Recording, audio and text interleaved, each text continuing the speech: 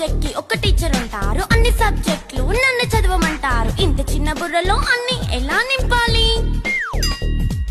Class work, home work, fair notes అంటారు. Subject కి 3 books పెట్టి బ్యాగ్ నింపుతారు. ఇన్ఫాక్ట్ నా బరువు కన్నా నా బ్యాగ్ బరువే ఎక్కువ.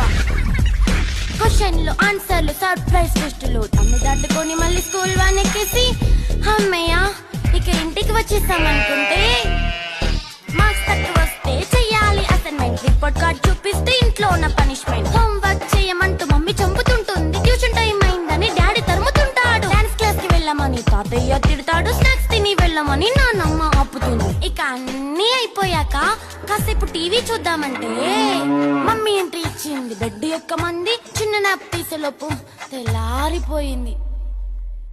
అయ్యో మళ్ళీ మొదలు